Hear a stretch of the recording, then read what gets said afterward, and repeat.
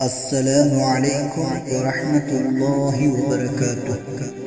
الحمد لله والصلاة والسلام على رسول الله محمد بن عبد الله وعلى آل حزب الله. அல்லாஹு தஆலா அல் குர்ஆனிலே குறிப்பிட்டு சொல்லுகின்ற சமுதாயங்களில் ஒன்று அஸ்ஹாபு ஸபுத், சனிக்கிழமை வாசிகள். இந்த சமுதாயத்தினர் யார், இவர்களின் வரலாறு என்ன, இவர்களுக்கு என்ன நடந்தது என்கின்ற விடயங்களை பார்ப்போம். ஷாம் தேசத்தில் ஐலா என்ற ஊரிலே கடற்கரை பகுதிகளில் வாழ்ந்து கொண்டிருந்த யூத வம்சத்தைச் சேர்ந்த சமுதாயத்தினர்தான் இந்த அஸ்ஹாபு ஸபுத், சனிக்கிழமை வாசிகள். இவர்கள் மூசா அலைஹிஸ்ஸலாம் அவர்களுக்கு பிற்பட்ட காலங்களில் வாழ்ந்தவர்கள். இந்த மக்கள் பிரதான தொழிலாக செய்து கொண்டிருந்தது அந்த கடலிலே மீன்களை பிடித்து வியாபாரம் செய்வதுதான். மூசா அலைஹிஸ்ஸலாம் அவர்களின் சட்டத்தின் பிரகாரம் இந்த மக்கள் வாரத்தில் 6 நாட்களும் தங்களுடைய தொழில்களில் ஈடுபடலாம், வியாபாரங்களை செய்யலாம், வருமானங்களை ஈட்டிக் கொள்ளலாம். ஆனால் ஒரே ஒரு நாளில் மாத்திரம் இவர்கள் அல்லாஹு தாலாவுடைய வணக்கங்களை மாத்திரம்தான் செய்ய வேண்டும். அந்த நாள் தான் சனிக்கிழமை. அந்த மக்களிடத்தில் இந்த வழமை தொடர்ந்து கொண்டிருந்தது. வாரத்தில் 6 நாட்களும் மீன் பிடிக்க செல்வார்கள், அந்த மீன்களை வியாபாரம் செய்வார்கள், அந்த வியாபாரத்திலிருந்து தங்களுடைய வாழ்வாதார தேவைகளை நிறைவேற்றியும் கொள்வார்கள். சனிக்கிழமைகளில் மாத்திரம் இறை வணக்கங்களில் ஈடுபட்டு கொண்டிருந்தார்கள். இப்படியே இந்த மக்களின் வளமை தொடர்கிறது. பல வருடங்களும் கழிகிறது. ஒரு நாள் சனிக்கிழமை தினத்திலே கடற்கரையை அவதானிக்கிறார்கள். கடலில் உள்ள மீன்கள் எல்லாம் கரைக்கு வந்து துள்ளி குதித்து விளையாடிக் கொண்டிருக்கும் காட்சி அந்த மக்களை வியப்பில் ஆழ்த்துகிறது. வாரத்தில் 6 நாட்களும் நாங்கள் வலை வீசி தேடிக்கொண்டிருக்கும் மீன்கள் எல்லாம் இந்த சனிக்கிழமை தினத்திலே எங்கள் கண்களுக்கு முன்னால் வந்து நின்று துள்ளி குதித்துக் கொண்டிருக்கிறதே என்கின்ற எண்ணம் அவர்களின் உள்ளத்தை தட்ட தடமாற வைக்கிறது.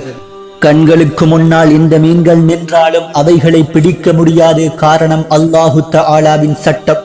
வேறு வழியில்லாமல் அந்த சனிக்கிழமை தினத்திலே இறை வணக்கங்களில் ஈடுபடுவதற்காக போகிறார்கள். ஆனாலும் அவர்களுடைய கண்களுக்கு முன்னால் வந்து நிழலாடிக் கொண்டிருக்கிறது அந்த மீன்களுடைய காட்சி. இந்த நிலைமை ஒவ்வொரு சனிக்கிழமை தினத்திலும் தொடர்ந்து கொண்டே இருந்தது. அந்த நேரத்திலே ஷைத்தான் அவர்களுடைய உள்ளத்திலே ஒரு ஊசலாட்டத்தை போடுகிறான். சனிக்கிழமைகளில் மாத்திரம்தானே நீங்கள் மீன் பிடிக்க கூடாது? அதற்கு முந்தைய தினத்திலே கடற்கரை ஓரத்திலே ஒரு வாய்க்காலை வெட்டி பெரும் குழி ஒன்றை தோண்டி அதிலே மீன்கள் எல்லாம் வந்து விழுமாறு செய்துவிட்டால் ஞாயிற்றுக்கிழமைகளில் அந்த மீன்களை எடுத்துக் கொள்ளலாமே என்ற எண்ணம் அவர்களுடைய உள்ளத்தில் ஷைத்தானால் போடப்பட்டவுடன் சில மக்கள் அதனை செயற்படுத்தவும் ஆரம்பித்து விடுகிறார்கள். ஐலா என்ற அந்த ஊரிலே மொத்தமாக 70,000 மக்கள் வாழ்ந்து வந்தார்கள். அதிலே 12,000 மக்கள் அல்லாஹு தஆலாவால் தடுக்கப்பட்ட சனிக்கிழமை தினத்திலே மீன் பிடிக்கும் இந்த செயலை செய்ய ஆரம்பித்து விட்டார்கள். அல்லாஹு தஆலாவினால் தடுக்கப்பட்ட இந்த செயலை அந்த மக்கள் செய்ய ஆரம்பித்தவுடன் அந்த ஊர் மக்கள் 3 பிரிவினர்களாக பிரிந்து விடுகிறார்கள். சனிக்கிழமை தினத்திலே அத்துமீறி மீன்களை பிடிக்க ஆரம்பித்து விட்ட ஒரு கூட்டம், இறை வரம்பை மீறி மீன் பிடிக்க செல்பவர்களை தடுக்கின்ற ஒரு கூட்டம். இவை இரண்டுக்கும் நடுவில் சனிக்கிழமை தினத்திலே மீன் பிடிக்க செல்லாமலும் மீன் பிடிக்க செல்பவர்களை தடுக்காமலும் தங்களுடைய வேலைகளை மாத்திரம் பார்த்து கொண்டிருந்த 3வது கூட்டம். அந்த ஊரிலே இந்த வளமை தொடர்ந்து கொண்டிருந்ததால் இறுதியில் அந்த ஊர் 2ஆக பிரிக்கப்படுகிறது. அந்த ஊருக்கு நடுவிலே ஒரு பெரும் தடுப்பு சுவர் எழுப்பப்படுகிறது. சனிக்கிழமை தினத்திலே மீன்களை பிடிப்பதை வெறுத்து அடுத்தவர்களையும் தடுத்துக் கொண்டிருந்தவர்கள் ஒரு பக்கத்திலும், சனிக்கிழமை தினத்திலே மீன் பிடிக்க சென்ற கூட்டமும் மீன் பிடிப்பவர்களை தடுக்காமல் தங்களுடைய வேலைகளை மாத்திரம் செய்து கொண்டிருந்தவர்களும் சேர்த்து ஒரு பக்கத்திலும் விடப்படுகிறார்கள். இதே நிலைப்பாடு தொடர்ந்து கொண்டிருந்த ஒரு நாளில்தான் வரலாறு மறவாத அந்த சம்பவமும் அன்று நடந்தது. மீன் பிடிப்பவர்களை தடுத்துக் கொண்டிருந்த அந்த நல்ல மக்கள் ஒரு நாள் அந்த சுவற்றுக்கு அப்பால் எந்த சப்தமும் வராமல் இருப்பதை உணர்கிறார்கள். நீண்ட நேர யோசனைக்கு பிறகு அந்த சுவற்றுக்கு அப்பால் எட்டி பார்க்கிறார்கள். அப்போதுதான் அந்த நம்ப முடியாத காட்சியை பார்க்கிறார்கள். சுவற்றை எழுப்பும் போது மனிதர்களாக விட்டு செல்லப்பட்ட மக்கள் இப்பொழுது குரங்குகளாக மாற்றப்பட்டிருப்பதை அந்த மக்கள் பார்க்கிறார்கள். சனிக்கிழமைகளில் மீன் பிடித்துக் கொண்டிருந்தவர்களை மாத்திரமல்ல, மீன் பிடிப்பவர்களை தடுக்காமல் இருந்த அந்த கூட்டத்தையும் கூனு கிரதத்தன் ஹாஷிஈன் அல்லாஹு தஆலா குரங்குகளாக மாற்றி இருக்கும் காட்சியை அந்த மக்கள் பார்க்கிறார்கள். பாவங்களை செய்து கொண்டிருப்பவர்கள் மாத்திரமல்ல குற்றவாளிகள், நடந்து கொண்டிருக்கும் பாவங்களை தடுக்காமல் பார்த்து கொண்டிருக்கும் மக்களும் அல்லாஹு தஆலாவின் பார்வையில் குற்றவாளிகளே. இவர்களின் வரலாற்றை தான் அல்லாஹு தஆலா சூரத்துல் பக்ராவில் وَلَقَدْ عَلِمْتُمُ الَّذِينَ اعْتَدَوْا مِنكُمْ فِي السَّبْتِ فَقُلْنَا لَهُمْ كُونُوا قِرَدَةً خَاسِئِينَ உங்கள் முன்னோர்களிலிருந்து சனிக்கிழமை அன்று மீன் பிடிக்க கூடாது என்ற வரம்பை மீறியவர்களை பற்றி உறுதியாக நீங்கள் அறிவீர்கள். அதனால் அவர்களை நோக்கி சிறுமையடைந்த குரங்குகளாகி விடுங்கள் என்று கூறினோம். தொடர்ந்து சொல்கிறான், فَجَعَلْنَاهَا نَكَالًا لِمَا بَيْنَ يَدَيْهَا وَمَا خَلْفَهَا وَمَوْعِظَةً لِلْمُتَّقِينَ இன்னும் நாம் இதனை அக்காலத்தில் உள்ளவர்களுக்கும் அதற்கு பின் வரக்கூடியவர்களுக்கும் படிப்பினையாகவும் பயபக்தி உடையவர்களுக்கு நல்லுபதேசமாகவும் ஆக்கினோம். அல்லாஹு தஆலாவின் வரம்பை மீறி செயற்பட்டதன் காரணமாக குரங்குகள் போல் மாற்றப்பட்ட அந்த ஊர் மக்களை தொடர்ச்சியாக 3 நாட்கள் குரங்குகள் போல் உலாவவிட்ட அல்லாஹு தஆலா 3 நாட்களின் பின்னால் முழுமையாக அழித்து விட்டான் என்பதாக வரலாற்று ஆசிரியர்கள் பதிவிடுகிறார்கள். அல் குர்ஆனிலே அல்லாஹு தஆலா சொல்லி காட்டுகின்ற வரலாறுகளில் இன்னும் ஒன்றுதான் சபஅவாசிகளின் வரலாறு. இவர்களின் வரலாறு அல் குர்ஆனிலே 34வது அத்தியாயத்தில் இடம்பெற்றுள்ளது. இந்த சபஅ என்பது ஒரு அழகிய அற்புதமான ஒரு ஊரின் பெயராகவே இருந்தாலும் இதனுடைய அடிப்படை பற்றி ரசூலுல்லாஹி ஸல்லல்லாஹு அலைஹி வஸல்லம் அவர்களிடத்தில் சஹாபாக்களால் கேட்கப்படுகிறது. யா ரசூலல்லாஹ் அக்பிர்னா அன் சபா, அல்லாஹ்வின் தூதரே இந்த சபா பற்றி எங்களுக்கு சொல்லித்தாருங்கள். மாஹு அர்துன் அவ் இம்ரஅத்துன், அது ஒரு பெண்ணின் பெயரா அல்லது ஒரு இடத்தின் பெயரா என கேட்கிறார்கள். ரசூலுல்லாஹி ஸல்லல்லாஹு அலைஹி வஸல்லம் அவர்கள் சொல்கிறார்கள், அது ஒரு பெண்ணின் பெயரோ அல்லது இடத்தின் பெயரோ கிடையாது. அரபுகளில் வாழ்ந்த ஒரு நபருடைய பெயர்தான் சபா. இவர் இப்ராஹிம் அலைஹிஸ்ஸலாம் அவர்களின் பாரம்பரியத்திலிருந்து வந்தவர். இந்த சபா என்ற நபரிலிருந்து 10 சந்ததிகள் உருவாகிறார்கள். அதில் 4 தரப்பினர் சிரியாவிற்கு சென்று அங்கே வாழ்ந்து கொண்டிருந்தார்கள். மீதமிருந்த 6 தரப்பினர்களும் யமனில் உள்ள ஒரு பகுதியிலே வசித்துக் கொண்டிருந்தார்கள். அவர்கள் குடியிருந்த அந்த ஊருக்கே பெயரானது சபா.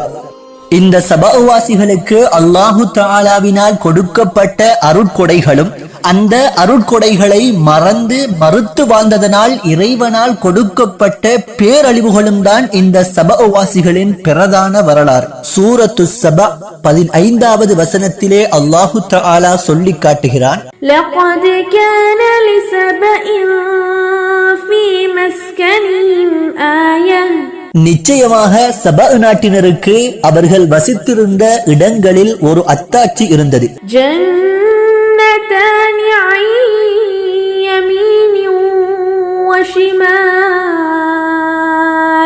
அதன் வலப்புறத்திலும் இடப்புறத்திலும் 2 சோலைகள் இருந்தன. குலூ மிர் ரிஸ்கி ரப்பிக்கும் வஷ்குரு லஹ், அல்லாஹு தஆலாவினால் அந்த மக்களுக்கு சொல்லப்பட்டிருந்தது, உங்கள் இறைவன் அளித்துள்ள இந்த ஆகாரத்திலிருந்து புசியுங்கள். அந்த மக்களுக்கு அல்லாஹு தஆலா ஒரே ஒரு நிபந்தனை போட்டிருந்தான், நீங்கள் அல்லாஹ்விற்கு நன்றி செலுத்த வேண்டும். பல்தத்துன் த்யய்யிபத்துன் வ ரப்புன் கஃபூர். அன்றைய நாள் அந்த சபவாசிகள் அல்லாஹு தஆலாவால் கொடுக்கப்பட்டிருந்த அருட்கொடைகளிலிருந்து உண்டார்கள், புசித்தார்கள், அனுபவித்தார்கள். ஆனால் நன்றி செலுத்த மறந்தார்கள், மறுத்தார்கள். தஃசீருடைய இமாம்கள் இந்த மக்களுக்கு கொடுக்கப்பட்டிருந்த அருட்கொடைகளை தெளிவுபடுத்துகிறார்கள். அந்த ஊரிலே இந்த மக்களுக்காக 2 பக்க சோலைகள் மாத்திரம் கொடுக்கப்படவில்லை, மாறாக அல்லாஹு தஆலா பெரும் பெரும் நீர் தேக்கங்களையும் நீர் தொட்டிகளையும் உருவாக்கி கொடுத்திருந்தார். அவ்வப்போது பொழிகின்ற மழை நீர் அதிலே சேகரிக்கப்பட்டது. அந்த சபா என்ற ஊருக்கு மாத்திரமல்ல, முழு யமனுக்குமே அதிலிருந்து நீரை விநியோகிக்கின்ற அளவு நீருடைய பரக்கத்தையும் அல்லாஹு தஆலா அந்த ஊர் மக்களுக்கு கொடுத்திருந்தார். அந்த ஊரிலே அன்று இருபக்க சோலைகளின் குளிர்ச்சி, மறுபக்கம் தீராத பெரும் நீர்த்தேக்கங்களின் மகிழ்ச்சி, குறையற்ற பெரும் செழிப்பான வாழ்விலே அந்த சபவாசிகள் மூழ்கிக் கொண்டிருந்தார்கள். அல் குர்ஆன் சொல்லி காட்டுகிறது, பல்தத்துன் தய்யிபா, அந்த ஊர் தூய்மையான நகரமாக்கப்பட்டிருந்தது. தூய்மையான நகரம் என்பதற்கான தெளிவை தப்சீருடைய இமாம்கள் எழுதுகிறார்கள். லம் யகுன் யராஹு ஃபீ கரியத்திஹிம் ஹய்ய ولا أقربة ولا بعوثة ولا ذبابة ولا برغوثة ولا قملة. அந்த ஊரிலே பாம்புகள் கிடையாது, அந்த ஊரிலே தேள்கள் கிடையாது, அந்த ஊரிலே விஷஜந்துகள் கிடையாது, அந்த ஊரிலே ஈக்களோ கொசுக்களோ கிடையாது, அந்த ஊரிலே தலையிலே இருக்கக்கூடிய பேன்கள் கூட கிடையாது. மரங்களும் சோலைகளும் இருக்கின்ற இடங்களில் என்ன என்ன விசஜந்துக்கள் இருந்து மக்களை தொந்தரவு படுத்திக் கொண்டிருக்குமோ அவைகளை விட்டும் அந்த ஊரையும் ஊர் மக்களையும் அல்லாஹு தஆலா பாதுகாத்து பல்தத்துன் தய்யிபா, தூய்மையான நகரமாக்கி வைத்திருந்தான் என்பதாக தப்சீருடைய உலமாக்கள் தெளிவுபடுத்துகிறார்கள். அந்த ஊரிலே வீசுகின்ற தூய்மையான காற்று இந்த விசஜந்துக்களை வரவிடாமல் தடுத்துவிடும். இமாம் கத்தாதா ரஹிமஹுல்லாஹ் இந்த ஊரை பற்றி சொல்கிறார்கள். இவர் இப்னு அப்பாஸ் ரலியல்லாஹு அன்ஹு அவர்களிடத்தில் நேரடியாக தஃப்சீரை படித்தவர். அந்த ஊரிலே ஒரு பெண்மணி தன் தலையிலே கூடை ஒன்றை வைத்த வண்ணம் அந்த சோலைகளை கடந்து வந்தாலே போதும், அவள் வீடு திரும்புகின்ற நேரம் அந்த கூடை பழங்களால் நிறைந்திருக்கும். அந்த பழங்களை பறிப்பதற்கென்று மரம் ஏற தேவையில்லை, கல்லெறிய தேவையில்லை, சிரமப்பட தேவையில்லை. அந்த மக்கள் கூடையுடன் நடந்து வருவார்கள், பழங்களுடன் வீடு திரும்புவார்கள். அந்த மக்கள் விடயத்தில் அல்லாஹு தஆலா சொல்லியிருந்தான், வரப்புன் கஃபூர், மன்னிக்கும் இரட்சகன் உங்களுக்காக இருக்கிறார். அந்த ஊர் மக்களால் செய்யப்படுகின்ற குற்றம் குறைகளையும் நான் மன்னிக்கிறேன் என்ற நற்செய்தியையும் அல்லாஹு தஆலா அந்த மக்களுக்காக சொல்லி வைத்திருந்தார். அந்த மக்களுக்காக செய்யப்பட்ட அடுத்த நிஅமத்துகளில் ஒன்றுதான் இத்திசாலுல் உம்ரான். அழகிய குடியிருப்புகள் நிறைந்த பகுதியாக அந்த ஊரையும் அதனை சுற்றியுள்ள இடங்களையும் மாற்றி வைத்திருந்தார். இந்த சபவாசிகள் அவர்களின் ஊரிலிருந்து எந்த பகுதிகளுக்கு சென்றாலும் அந்த ஊர்களையும் அல்லாஹு தஆலா சிறப்பித்து வைத்திருந்தார். இந்த ஊர் மக்கள் வியாபாரங்களுக்காக வெளியூர் சென்று வருவார்கள். அவர்கள் போகின்ற இடங்களெல்லாம் பாலைவனங்களாகவோ மக்கள் வசிக்காத வெற்றிடங்களாகவோ இல்லாமல் குடியிருப்புகள் நிறைந்த பகுதிகளாகவே அல்லாஹு தஆலா மாற்றிக் கொடுத்திருந்தார். அந்த மக்கள் போகின்ற இடங்களை மாத்திரமல்ல, அவர்கள் பயணிக்கின்ற சாலைகளையும் வீதிகளையும் குண்டு குழிகளற்ற சிறந்த பாதைகளாகவே அல்லாஹு தஆலா அமைத்துக் கொடுத்திருந்தார். நிறைந்த குடியிருப்புகளை மாத்திரமல்ல, வசதியான சாலைகளை மாத்திரமல்ல, அந்த மக்கள் இரவிலோ பகலிலோ எந்த நேரத்தில் பயணம் செய்தாலும் அந்த நேரத்தில் அவர்களுக்கு தேவையான பாதுகாப்பு வசதிகளையும் அல்லாஹு தஆலா செய்து கொடுத்திருந்தார். இமாம் கத்தாதா ரஹிமஹுல்லா அந்த மக்களுடைய பிரயாணத்தை பற்றி சொல்கிறார். கான ரஜுலுன் முசாஃபிர் லா யஹ்மிலு மஅஹு ஜாதன் வலா ஸகா வலா யகாஃபூன ظمأ வலா ஜூஅ. அந்த மக்களில் ஒருவர் பயணிக்கின்ற நேரத்தில் கட்டுச்சாதங்களோ, பயணிக்கின்ற நேரத்தில் தாகம் வருமே குடிக்க வேண்டும் என்பதற்காக தண்ணீரோ, பயணிக்கின்ற நேரத்தில் பசி வந்தால் சாப்பிட வேண்டுமே என்பதற்காக உணவுகளோ கொண்டு செல்லவே மாட்டார்கள். அவர்கள் பயணிக்கின்ற சாலைகள் எங்கிலும் மதுரமான தண்ணீர் வசதிகளும், அவர்கள் பயணிக்கின்ற இடங்கள் எங்கிலும் சுவையான உணவு வசதிகளும் அன்றைய நாள் அந்த மக்களுக்காக அல்லாஹு தஆலாவினால் செய்து கொடுக்கப்பட்டிருந்தது. இத்தனை வசதிகளையும் எந்த ஒரு குறையுமின்றி செய்து கொடுத்திருந்த அந்த அல்லாஹு தஆலா அந்த சபவாசிகளிடமிருந்து எதிர்பார்த்திருந்தது ஒன்றை மாத்திரம்தான். வஷ்குரு லஹு, அந்த அல்லாஹ்விற்கு இவர்கள் நன்றி செலுத்த வேண்டும். அல்லாஹ்வால் கொடுக்கப்பட்டிருந்த அத்தனை நியாமத்துகளையும் அனுபவித்துவிட்டு அவனுக்கு நன்றி செலுத்த வேண்டும் என்கின்ற நிபந்தனையை மாத்திரம்தான் அல்லாஹு தஆலா அந்த மக்களுக்கு சொல்லியிருந்தார். ஆனால் அந்த சபவாசிகள் தங்களுக்கு கொடுக்கப்பட்டிருந்த நியாமத்துகளை அனுபவித்துக் கொண்டிருந்தார்களே தவிர அதனை கொடுத்திருந்த அந்த ரப்பை மறந்தார்கள், நன்றி செலுத்த மறுத்தார்கள். அதனால் கொடுக்கப்பட்டவைகள் அனைத்தும் பறிக்கப்பட்டன, எதுவுமே மீதமில்லாமல் அழிக்கப்பட்டன.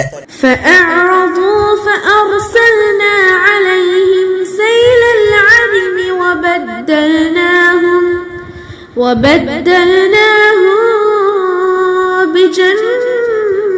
بجنتيهم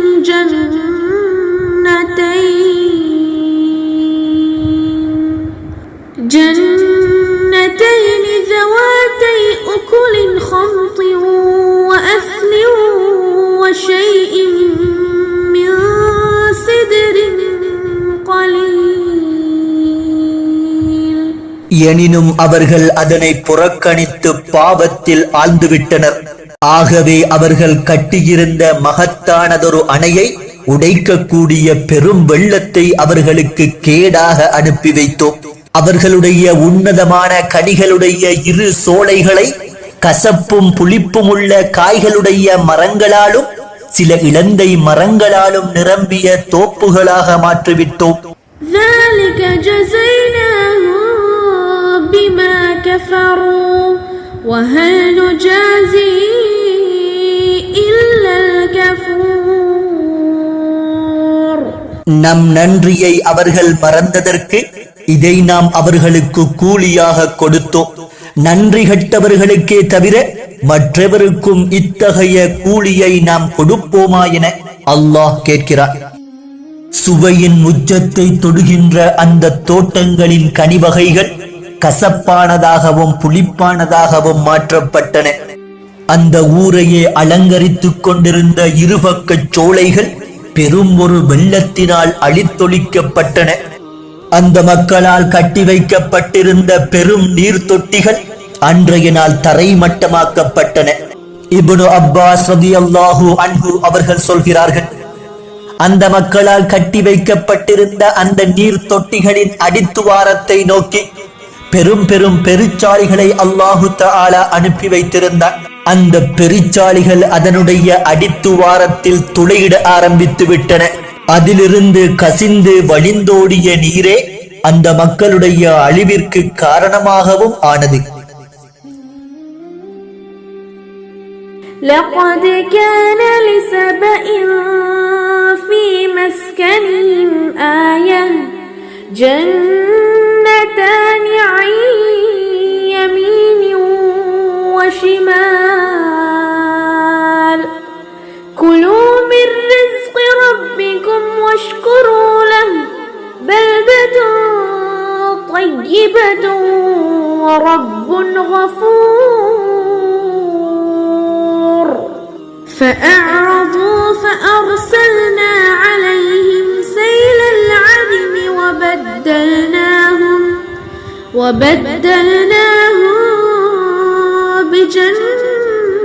بجنتيهم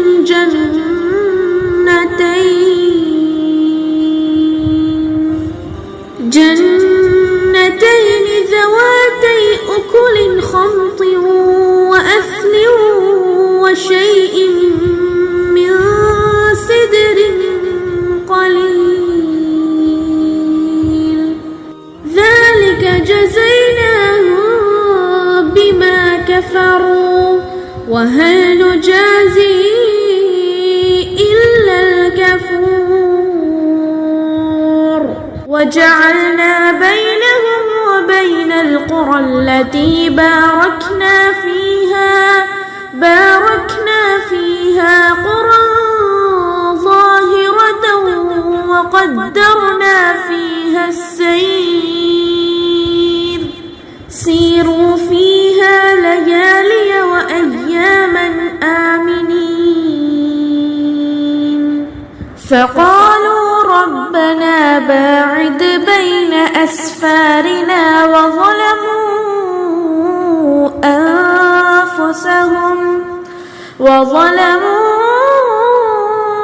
أنفسهم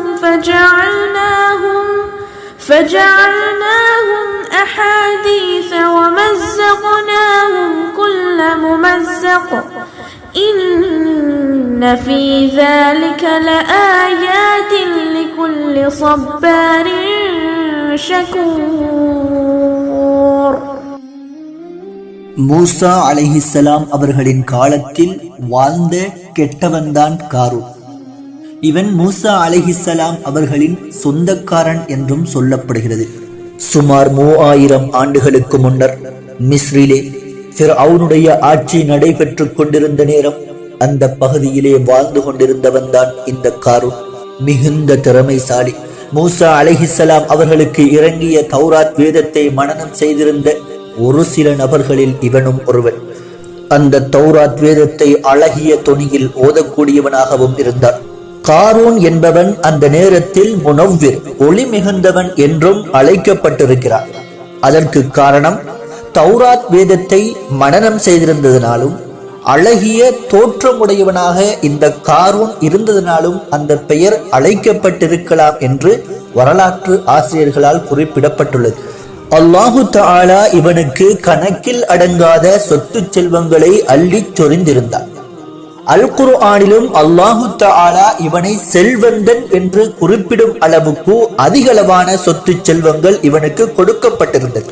இப்னு அப்பாஸ் ரலியல்லாஹு அன்ஹு அவர்கள் இவனுடைய செல்வத்தின் ஆழத்தை குறிப்பிட்டு பேசுகின்ற நேரம் 4 லட்சம் கஜானாக்களை கொண்டு இவனுடைய சொத்து செல்வங்கள் நிறைந்து இருந்ததாக சொல்வார்கள். அல்லாஹு தஆலா இவனுக்கு கொடுத்திருந்த செல்வங்களின் விஸ்தீரணத்தை நுணுக்கமான முறையில் அல் குர்ஆனிலே தெளிவுபடுத்துகிறார். வஆதைனாஹு மினல் குனூஸ், அவனுக்கு நாம் ஏராளமான பொக்கிஷங்களை கொடுத்திருந்தோம். மா இன்ன மஃபாத்திஹு லதனூ பில் உஸ்பதி உலில் குவ்வா, நிச்சயமாக அவற்றின் சாவிகள் பலமுள்ள ஒரு கூட்டத்தாருக்கும் பலுவாகவே இருந்தன. சாவிகளை சுமக்கின்ற பலமுள்ள கூட்டத்தார் என்ற இந்த வாசகத்திற்கு அல் குர்ஆனின் விரிவுரையாளர்கள் சில விளக்கங்களை சொல்கிறார்கள். இரும்பினால் செய்யப்பட்டிருந்தால் அதனை சுமப்பது இன்னும் சிரமமாகிவிடும் என்பதற்காக மரப்பலகைகளால் அவனது சாவிகள் செய்யப்பட்டிருந்தன. அவனது சாவிகளை சுமப்பதற்கு 80 பலசாலிகளான மனிதர்களை தேர்ந்தெடுத்திருந்தான் என்றும், இன்னும் சிலர் 60 ஒட்டகங்கள் மேல் அவனது சாவிகள் சுமக்கப்பட்டு வந்தன என்றும் குறிப்பிடுகிறார்கள். இவனது செல்வ செழிப்பின் பிரம்மாண்டத்தை மக்களுக்கு மத்தியில் வெளிப்படுத்தி காட்டி பெருமைப்பட்டுக் கொள்வதற்காகவே இந்த சாவிகளை சுமக்கக்கூடிய நபர்களையும் படைப்பட்டாளத்தோடு எப்போதும் அழைத்துச் செல்வான். இவனுக்கு எங்கிருந்து இவ்வளவு பிரம்மாண்டமான சொத்து செல்வங்கள் சேர்ந்தன என்கின்ற உறுதியான தகவல்கள் எங்கும் இல்லை. ஆனாலும் சில இமாம்கள் இவருடைய சொத்து செல்வங்கள் பெருகியதற்கான 3 காரணங்களை குறிப்பிடுகிறார்கள். முதலாவது காரணம், இவன் மிகுந்த அறிவாளி, சிறந்த திறமைசாலி. இவனுடைய அறிவாற்றல் திறமையின் மூலமாகவே இந்த செல்வங்களை பெருப்பித்தான் என்றும் சொல்லப்படுகிறது. இரண்டாவது காரணம், சில மர்மமான கலைகளை இந்த காரூன் கற்றிருந்தான். அந்த கலைகள் மூலமாக இரும்புகளை தங்கங்களாக மாற்றி இவனுடைய செல்வங்களை அதிகரித்துக் கொண்டான் என்றும் வந்திருக்கிறது. மூன்றாவது காரணம், யூசுப் அலைஹிஸ்ஸலாம் அவர்களின் காலத்திலே எகிப்திலே புதைக்கப்பட்ட சில புதையல்கள் இந்த காரூனுக்கு கிடைத்தன. அதன் மூலமாகவே உலகம் வியக்கும் செல்வந்தனாக இந்த காரூன் மாறினான் என்றும் சொல்லப்படுகிறது. இந்த காரூன் பெரும் செல்வந்தனாக இருந்தான் என்பதில் எந்த ஒரு குற்றமும் இல்லை. அவன் செல்வந்தனாக இருந்ததனால் என்ன அட்டகாசங்களை செய்து கொண்டிருந்தான் என்பதில் தான் அவனுடைய அழிவே இருந்தது. பணக்காரர்களாக நாம் இருக்கிறோம் என்பதில் எந்த ஒரு தவறும் இல்லை. அந்த பணத்தால் நாம் யாராக மாறினோம் என்பதில் தான் தவறே இருக்கிறது. இந்த காரூனே உலக செல்வந்தர்களுக்கான உதாரணம். அல்லாஹு தஆலா சொல்கிறான், இன்ன காரூன கான மின் கௌமி மூசா, நிச்சயமாக காரூன் மூசாவின் சமூகத்தை சேர்ந்தவனாக இருந்தான். ஃபபகா அலைஹிம், எனினும் அவர்கள் மீது அவன் அட்டூழியம் செய்தான். செல்வம் வந்தது, காரூனுடைய ஆட்டம் எல்லை மீறி அதிகரித்தது. அவனுடைய மக்கள் அவனை பார்த்து சொன்னார்கள், இது கால லஹு கௌமுஹு, லா தஃப்ரஹ், நீ பெருமை கொண்டு ஆணவம் கொள்ளாதே. இன்னல்லாஹ லா யுஹிப்புல் ஃபரிஹீன், நிச்சயமாக அல்லாஹ் ஆணவம் கொள்பவர்களை நேசிக்க மாட்டார். ஒருமுறை ஹாரூன் தன்னுடைய படை பட்டாளங்களுடனும் அழகிய ஆடம்பர அணிகலன்களுடனும் மக்களுக்கு முன்னே வந்து கொண்டிருந்தார்.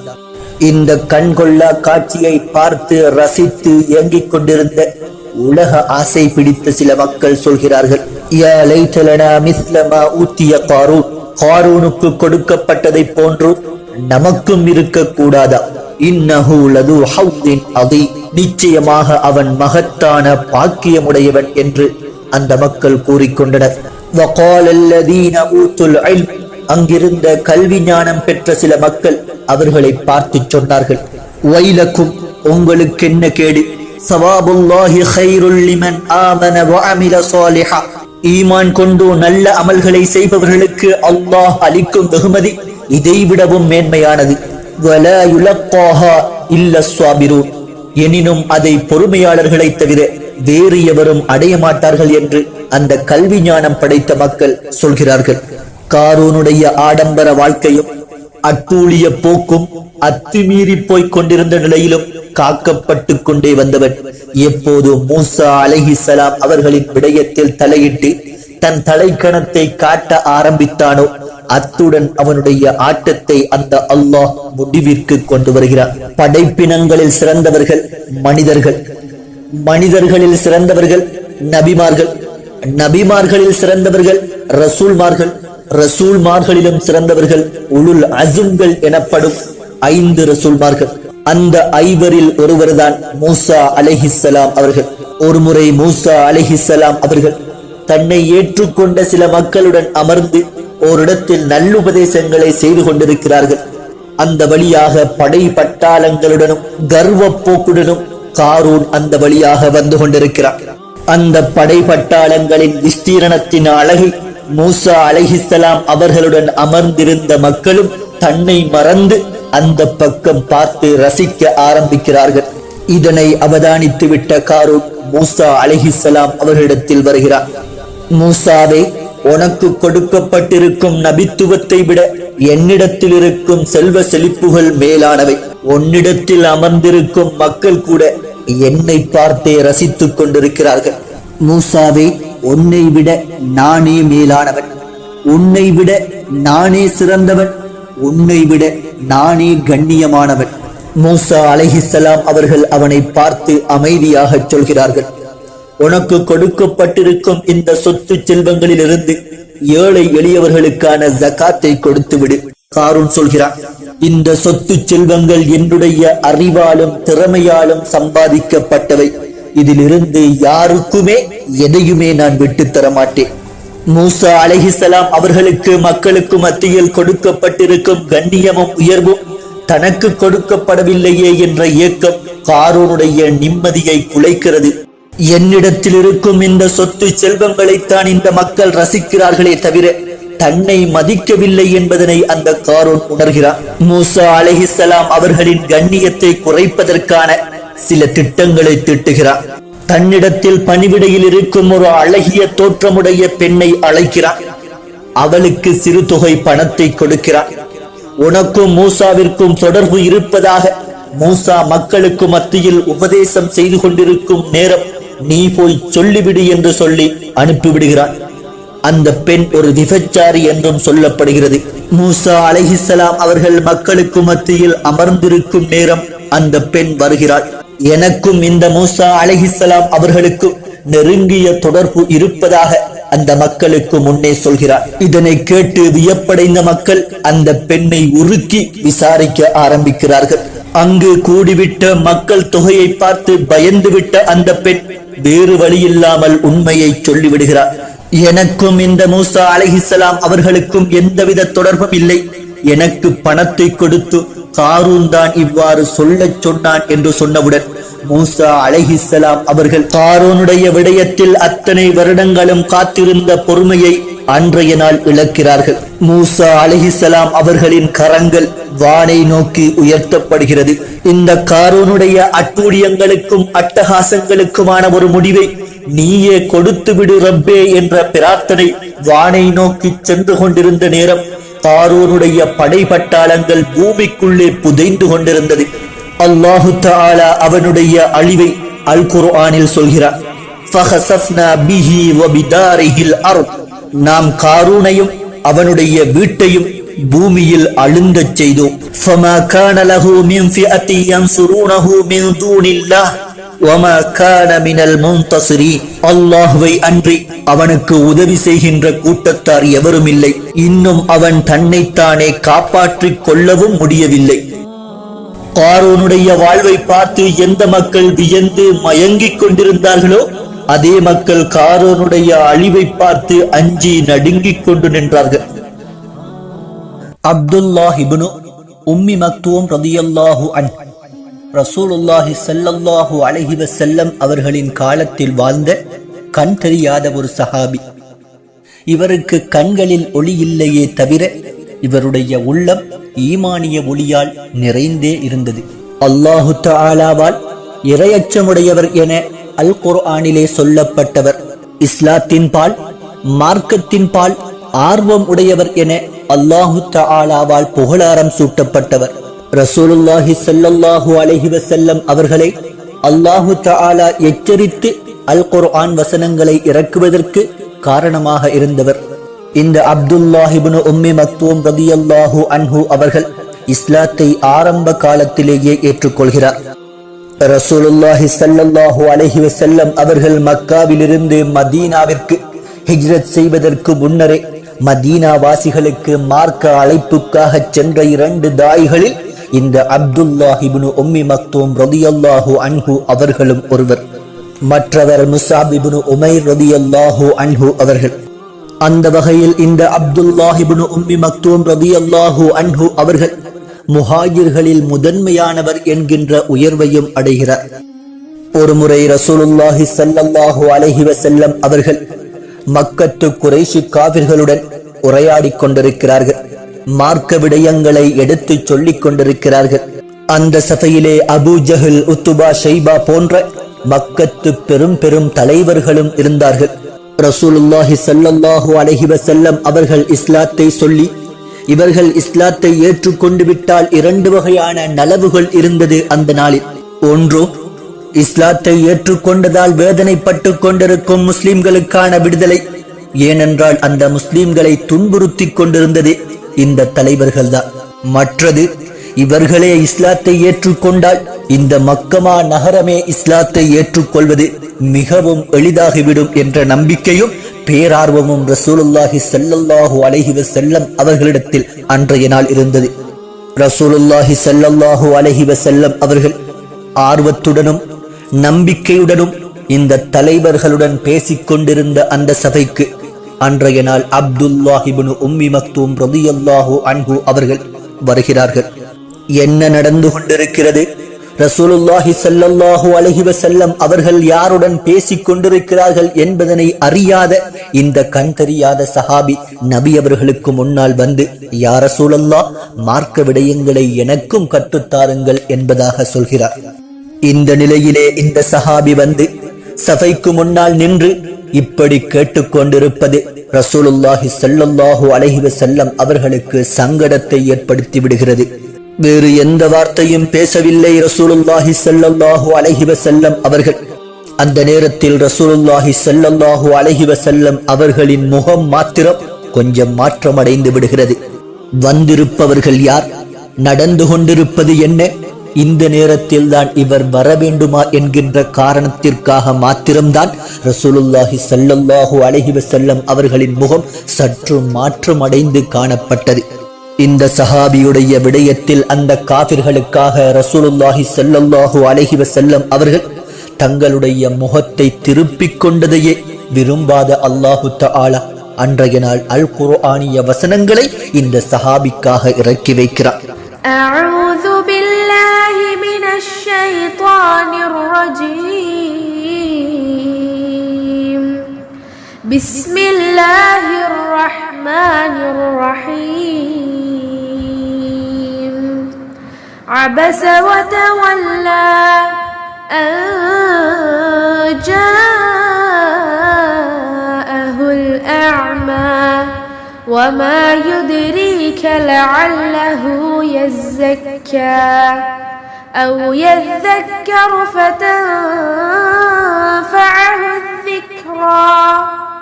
أما من استغنى فأنت له تصدى وما عليك ألا يزكى. وأما من جاءك يسعى وهو يخشى فأنت عنه تلهى. நமது நபியாகிய அவர் கடுகடுத்தார், மேலும் புறக்கணித்தார். தன்னிடம் பார்வை இழந்தவர் வந்ததற்காக, நபியே, உம்மிடம் வந்த அவர் பரிசுத்தவானாக ஆகிவிடக்கூடும் என்பதை உமக்கு எது அறிவித்தது? அல்லது அவர் உம்முடைய உபதேசத்தை நினைவுபடுத்திக் கொள்பவராக ஆகலாம். அப்போது அந்த உபதேசம் பயனளிக்கும்.